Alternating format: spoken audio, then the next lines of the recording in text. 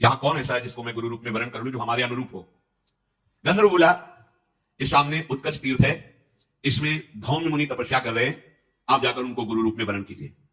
अर्जुन ने बहुत अच्छा कह के गंधर्व को आग्नेयास्त्र की शिक्षा दी और वहां उत्कोचक तीर्थ में जाकर धौम्य मुनि को प्रणाम किया और अपनी बात निवेदन की। तो उन्होंने कहा, मैं तो तुम्हारा इंतजार ही कर रहा था, मुझे पता था तुम आओगे और मुझे गुरु रूप में वर्ण करोगे।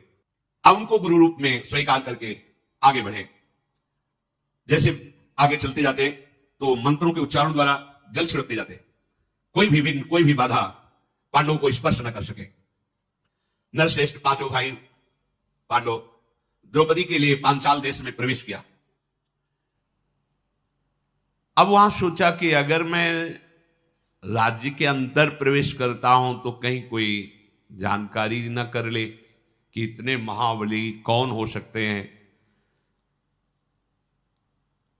तो उस गांव में एक किनारे कुम्हार का घर था गांव के बाहर, उसके पास गए और कहा, मुझे कुछ दिन के लिए यहां रख लीजिए।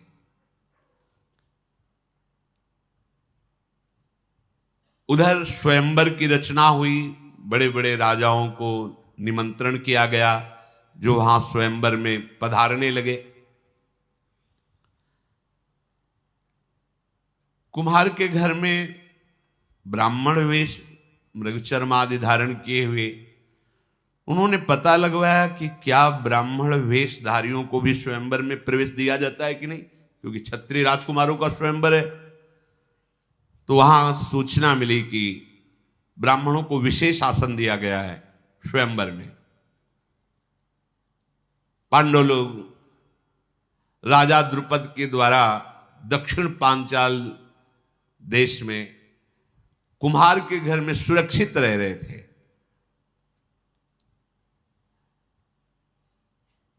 एक गुप्तचर को भेजा और कहा, स्वयंवर की क्या दशा है? उसने आके बताया कि ऐसा लक्ष्य वेद रखा गया है कि सिर्फ अर्जुन ही वेद सकते हैं, दूसरा नहीं। उनको पता नहीं कि पांडव ये हैं। महाराज द्रुपद की आंतरिक इच्छा थी कि द्रौपदी का वर केवल अर्जुन हो सकता है। तो उन्होंने एक ऐसा कृत्रिम लक्ष्य रखा है कि एक छोटा सा छिद्र यंत्र के आसपास पटा हुआ है और उस छिद्र के ऊपर मछली जो निरंतर घूम रही, उस छिद्र से 5 बाण घूमती हुई मछली के आंख में मारना है। उस छिद्र से, जैसे कहीं कहीं छोटी छोटी कथाओं में कि वो नीचे से तेल पर आकृति देख के, महाभारत ग्रंथ में ऐसा नहीं।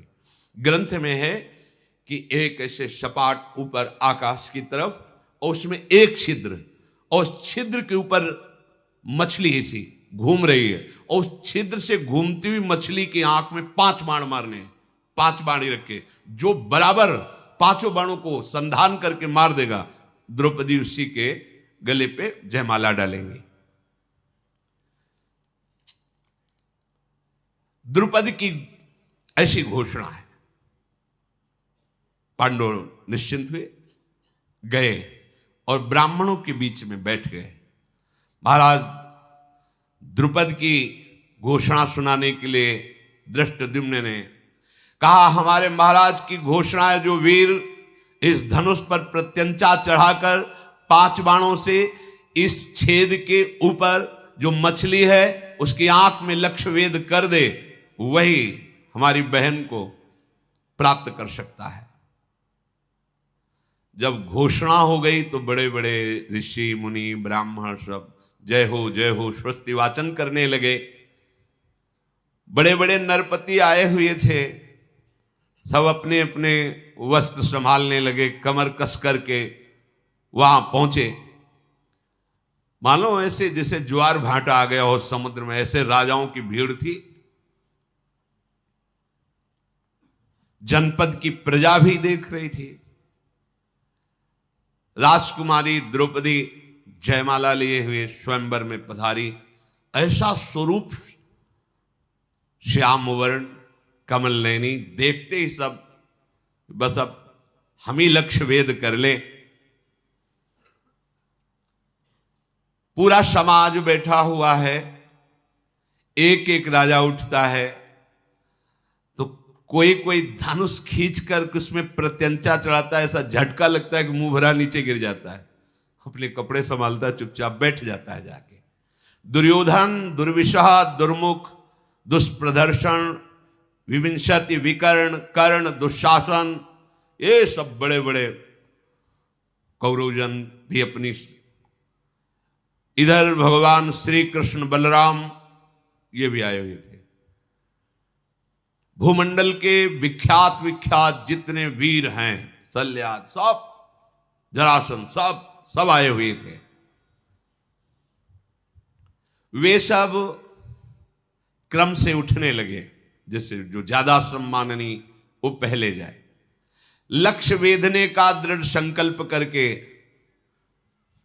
पर भगवान श्री कृष्ण ने जितने यदुवंशी वीर आए थे सबको इशारे से कहा कोई नहीं उठेगा, चुपचाप।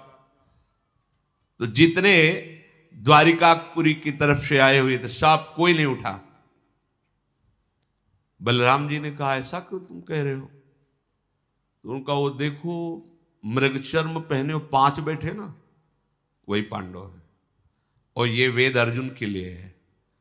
अच्छा ये अर्जुन है, हमने तो सुना था कि उसमें अग्नि महल में बस नहीं, वो देखो 5 बैठे। बलराम जी को बड़ी प्रसन्नता हुई, केवल भगवान ने बलराम जी को संबोधन किया। अब उस समय कोई कोई तो धनुष की प्रत्यंचा चढ़ाने को बस होते कि वो अब बस बंधने वाली, ऐसा झटका लगता गिर जाते, किसी के बाजू टूट जाती, किसी के माथा टूट जाता, इतना कठोर धनुष रखा गया था, दूसरा चढ़ा ही न पावे। द्रौपदी की आशा लिए हुए जाके बैठ जाते, प्रत्यंचा ही नहीं चढ़ा पाए बड़े बड़े वीर। राजाओं की अवस्था ऐसी देखकर दुर्योधन भी पहुंचा, पर उसके घुटने फूटे, प्रत्यंचा तो चढ़ा नहीं पाया। दुर्योधन को ऐसा देखकर कर्ण को सहन नहीं हुआ, भुजा ठोकता हुआ पहुंचा, धनुष उठाया, प्रत्यंचा चढ़ाई और बाण में हाथ, 5 बाणों को ऐसे उठा के लक्ष्य की तरफ देख रहा था। द्रौपदी जी ने कहा कौन है ये? तो जो घोषणा करने वाले थे उनका सूत पुत्र कर्ण बोले किसी भी तरह तेरे को स्वीकार नहीं कर सकती, रख धनुष बाण, नीचे उतर। आकाश की तरफ देखता हुआ कर्ण नीचे उतरा। क्या कर सकता है, कैसे कहे कि मैं सूत पुत्र नहीं हूं? जीवन भर अपमान सहना पड़ा कर्ण को, जीवन, महाबली महादानी है। द्रौपदी ने उच्च स्वर से कहा ये मेरा वर्ण करने का कैसे अधिकारी हो सकता है, हटाओ इसको सभा से।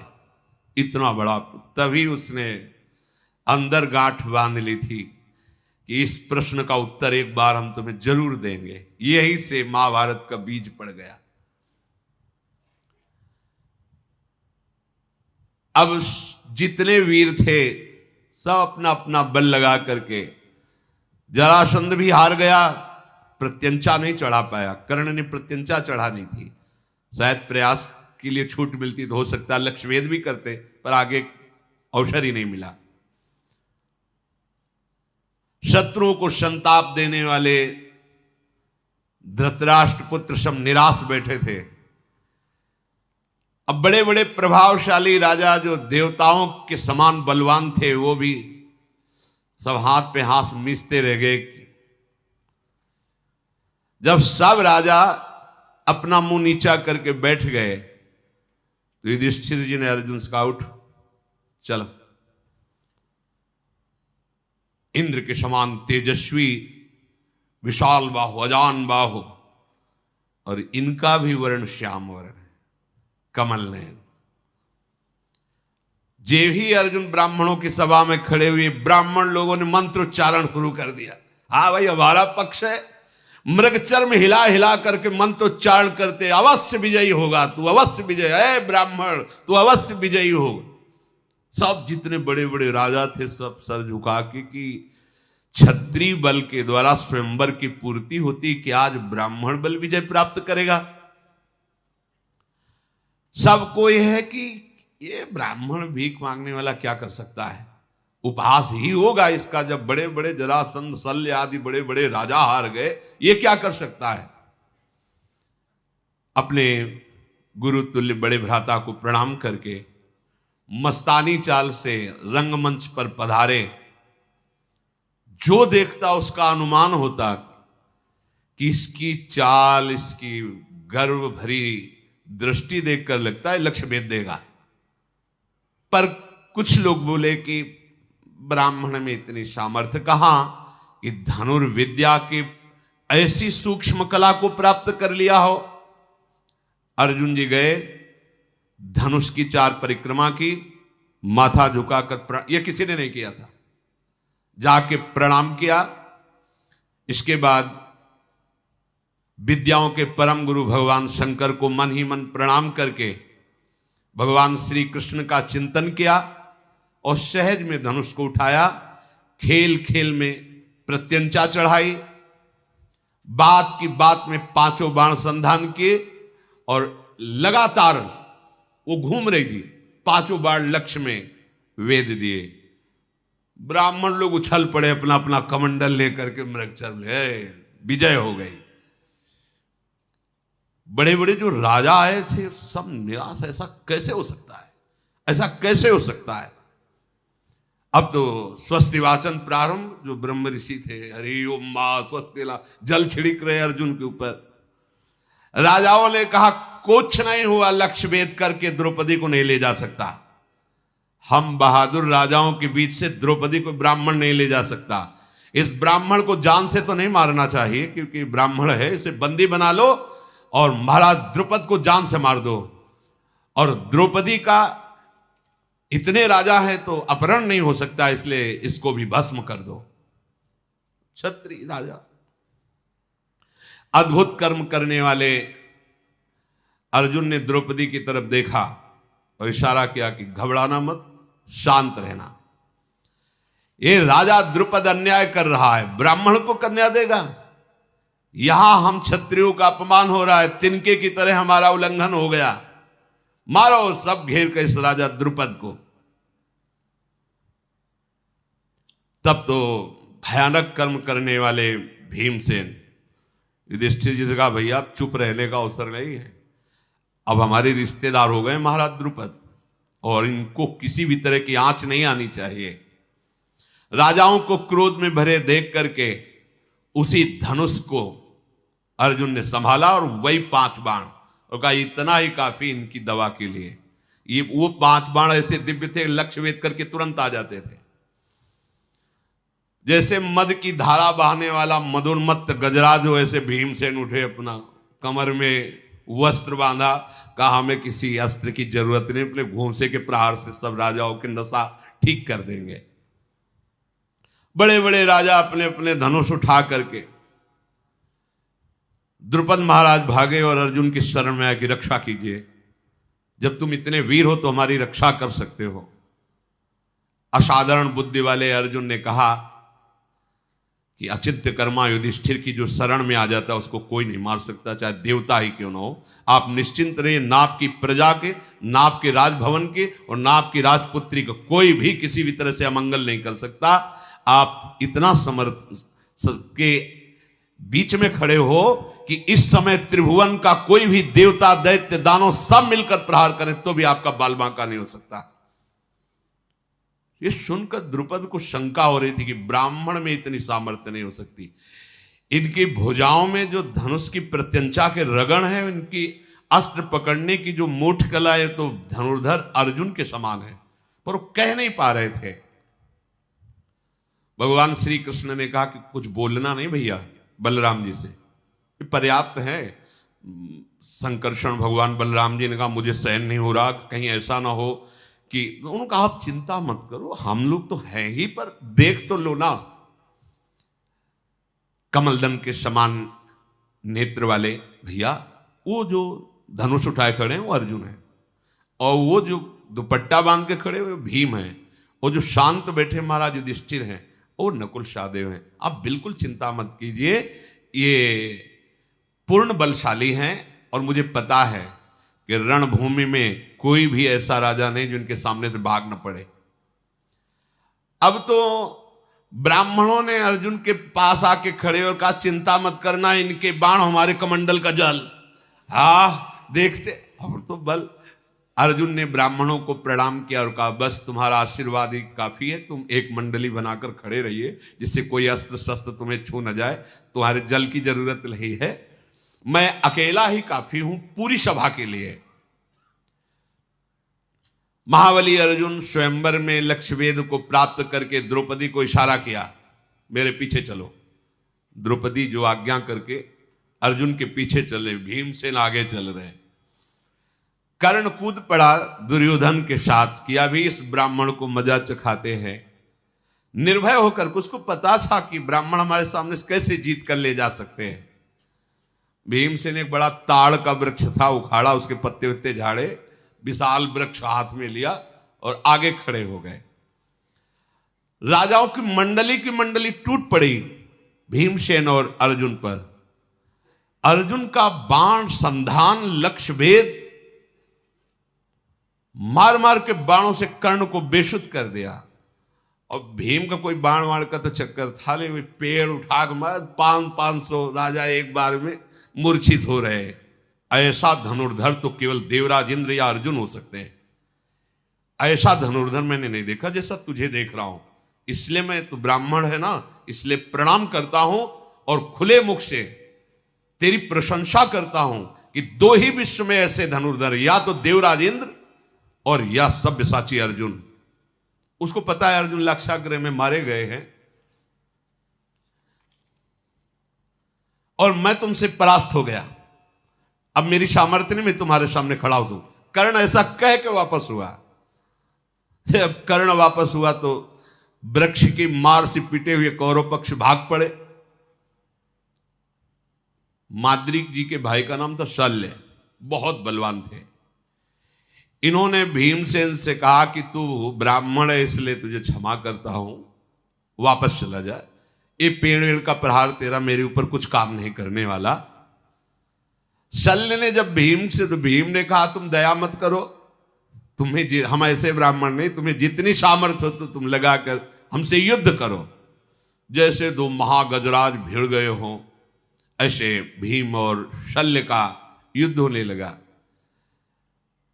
भीम ने आश्चर्यपूर्वक एक घटना घटी, शल्य को उठाया, पृथ्वी पर बड़ी जोर से पटक दिया। शल्य युद्ध का विचार ही छोड़ के भाग पड़े। ऐसा बल, और सबसे महाबल किसका प्राप्त हो रहा जानते हो? वो बैठे संकर्षण के पास भगवान श्री कृष्ण, कहते तुम देखते जाओ, बल तो महाबल प्रभु है ना, उन्हीं का सब बल है। जितने वीर थे सब भाग पड़े और बोले ये ब्राह्मण कौन है, पता तो लगाओ भाई, ऐसा आज तक तो हमने कोई देखा ही नहीं। या तो भगवान परशुराम साक्षात आए हैं, या भेष बदल कर आचार्य द्रोण आए हैं, अन्यथा ऐसा कोई दूसरा है नहीं, क्योंकि अर्जुन तो मारे गए हैं। कर्ण कह रहा मुझे परास्त करके भगा, किसी को बुरा नहीं लग रहा क्योंकि लग रहा है सब ब्रह्म ऋषि है। कह रहे मुझे परास्त करके भगा दिया, बड़ा आश्चर्य इस ब्राह्मण में। शल्य ने कहा देवकी नंदन श्री कृष्ण और बलराम के सिवा मुझे कोई पटक नहीं सकता, और इस ब्राह्मण ने मुझे उठा के पटक दिया, बड़ा आश्चर्य है। बलवानों में श्रेष्ठ भीमसेन का अद्भुत कार्य देखकर भगवान श्री कृष्ण बहुत प्रसन्न हुए। बीच में आए और उन्होंने कहा देखो तुम सब राजा हार गए, ब्राह्मण विजयी हुए, बार बार युद्ध करने की बात नहीं, तुम सब जाओ। भगवान श्री कृष्ण की बात मानकर युद्ध शांत हुआ, सब राजा चले गए। वहां जितने दर्शक गण एकत्रित हुए थे सबने स्वीकार किया पांचाल राजकुमारी द्रौपदी इन्हीं के योग्य थी, इनको प्राप्त हुई। ये बड़े सौभाग्य की बात हुई। रुरु मृग के चर्म का वस्त्र धारण करने वाले ब्राह्मणों से घिरे हुए भीमसेन और अर्जुन द्रौपदी को लेकर आगे बढ़े। द्रौपदी जी को अपार सुख मिल रहा था, वो जान नहीं पा रही थी कि मुझे ये सुख कैसे प्राप्त हो रहा है। हृदय बड़ा उल्लसित था। इधर माता कुंती बड़ी चिंतित थी कि आज भिक्षा को गए, अभी तक वापस नहीं आए। संध्या काल हो गई। इतने में प्रवेश किया भीम अर्जुन ने। तो माता किसी कार्य में थी, उनका भिक्षा लेकर लौटाए। बोले हाँ मां मैं ले आया हूं। तो बोले पांचों बांट लो। कुंती देवी ने जब ये बात कही कि पांचों बांट लो, तो युधिष्ठिर जी ने कहा मां देख तो लेती, क्या बांटने की बात आपने कह दी। ये स्वयंवर में जीतकर द्रौपदी को लाए हैं। कुंती जी ने कहा कभी भूल से भी मेरे मुख से अधर्म वाली बात नहीं निकली, कभी मेरे मुख से अनुचित बात नहीं निकल सकती। भ्रम से भी क्या मेरे मुख से अधर्म की बात निकल गई? ऐसा कैसे हो सकता है? बेटा ये द्रुपद कन्या कोई वस्तु तो है नहीं कि 5 में विभाजित कर दी जाए। ये मैंने लगता है भूल से उत्तर दे दिया, तो मुझे क्या करना चाहिए? प्रायश्चित करना चाहिए। युधिष्ठिर, क्या मेरी बात संशययुक्त है? क्या मेरी बात मिथ्या है, भ्रमयुक्त है? क्या मुझे ऐसा बोलने से अपराध लगेगा? युधिष्ठिर जी बड़े धर्मात्मा और बुद्धिमान थे। उन्होंने कहा कि माता मैं आपको आश्वासन देता हूं, आपके मुख से जो बात निकली वो धर्मयुक्त है। अर्जुन ने द्रौपदी को जीता है और वो तुम्हें चरणों में समर्पित कर दिया, तुमने 5 को दे दिया। इसलिए तुम ऐसा न सोचो कि तुमसे कोई अपराध बन गया या कोई मिथ्या वचन। अर्जुन बोले नरेंद्र, अधर्म का भागी मुझे मत बनाइए। सबसे पहले आपका ब्याह होगा, फिर क्रम से। द्रौपदी आश्चर्यचकित हो रही कि जीता एक ने, ब्याह 5 के साथ, ये क्या हो रहा है? पांडवजन मन ही मन विचार करें कि कोई प्रमाण देने वाला मिल जाए कि हम लोगों का ये कार्य धर्मयुक्त है कि नहीं। कोई महर्षि, कोई ब्रह्म ऋषि इसका प्रमाण दें। ऐसा सोच ही रहे थे कि भगवान श्री कृष्णचंद्र जो और बलराम जो वहां गुप्त रूप से पधारे कुम्हार के घर में। अजातशत्रु महाराज युधिष्ठिर जी ही दृष्टि पड़ी, वसुदेव नंदन श्री कृष्ण तुरंत खड़े हो गए। प्रभु नजदीक गए और कहा मैं श्री कृष्ण आपको प्रणाम करता हूं, और युधिष्ठिर जी के चरण छुए, क्योंकि बुआ के बड़े लड़के हैं। भीम को हृदय से लगाया। बलराम जी ने भी युधिष्ठिर जी को प्रणाम किया। कुंती जी के चरणों में माथा नवाया श्री कृष्ण और बलराम जी ने। वसुदेव जी की बहन है कुंती जी, और कहा मैं गुप्त रूप से यहां इस घर में आया हूं, आप लोग सब सुखपूर्वक हैं? युधिष्ठिर जी ने कहा आपकी कृपा है प्रभु। आपने कैसे पहचान लिया? भगवान ने कहा कि मेरा नाम वासुदेव है, मैं तुम्हें पहचान नहीं पाऊंगा। वासुदेव का तात्पर्य होता है वासना वासुदेवस्य वासितम भुवनत्रयम् सर्वभूत निवासोस्मि वासुदेव नमोस्तुते। अर्थात मेरे से सब प्रकट हुआ, मेरे में ही सब रह रहा है, और मैं जानूंगा नहीं। भगवान ने इतना कहा कि तुम ये जानो कि मेरा नाम वासुदेव है, और हंस दिया। ऐसा कौन अद्भुत कर्मा है जिसको मैं जानता ना हूं?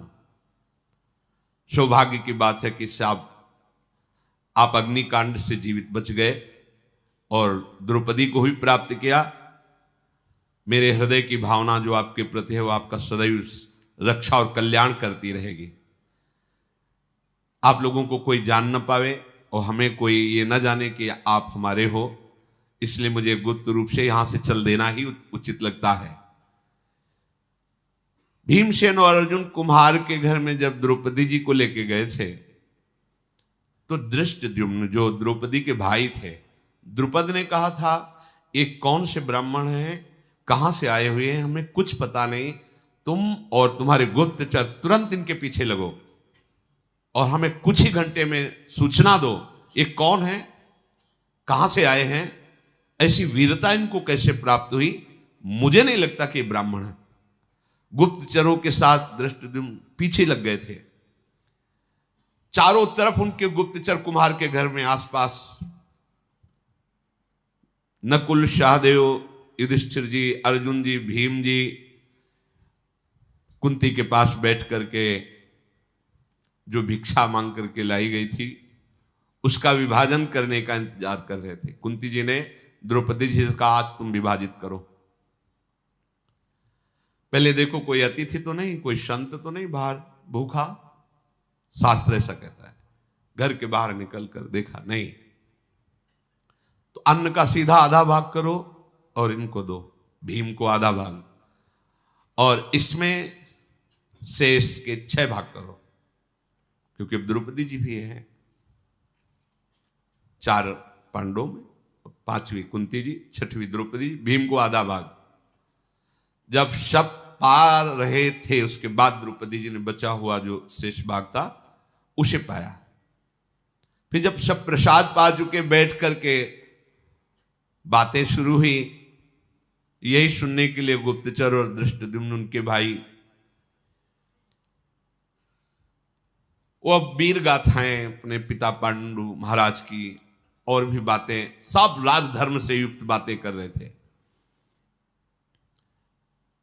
दृष्टिद्युम्न ने देखकर थोड़ा दुखी तो हुए कि इतने महान महल में पलने वाली इन मृगचर मोड़ने वालों के पास मांगी हुई भिक्षा का छठवांश पाकर द्रौपदी जी प्रसन्न मुद्रा में, किसी भी तरह का उनको असंतुष्टता नहीं, और सबके चरणों के समीप ऐसे ही बिना बिछाए लेटी, क्योंकि वो सब अपने मृगचर में ही लेटे हैं ऐसे ही, और वो राजकुमारी होते हुए एक बार भी प्रश्न नहीं किया कि मैं तो राजमहलों में रहने वाली, मेरे लिए ऐसी अव्यवस्था कैसी? पातिव्रत धर्म को जानने वाली थी। दृष्टिद्युम्न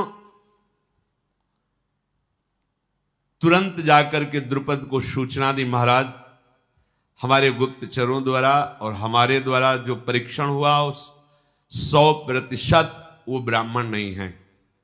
उनकी वार्ता, उनकी चेष्टा, उनकी संगोष्ठी ये बताती है कि कोई महावीर हैं।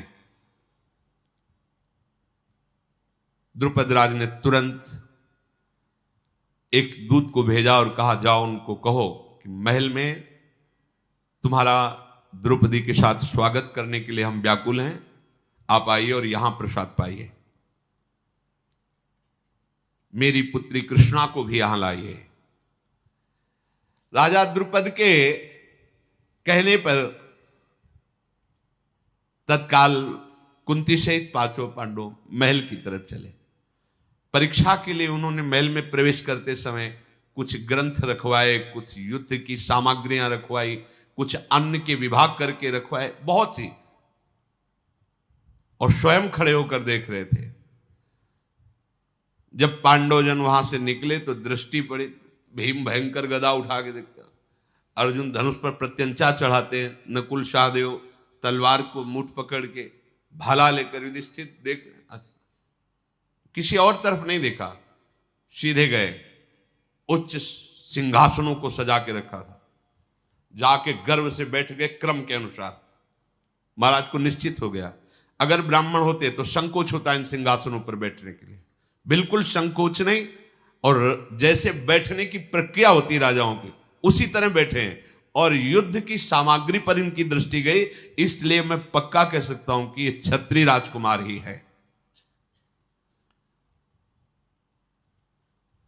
द्रुपद जी प्रसन्न होकर के आए और कहा कि देखो अब छुपाना नहीं, मेरा हृदय कहता है कि तुम पांडवजन ही हो, क्योंकि हमने परीक्षा लेके भी देखा और मेरा हृदय ऐसा कह रहा है कि तुम पांडव हो, तुम ब्राह्मण नहीं हो।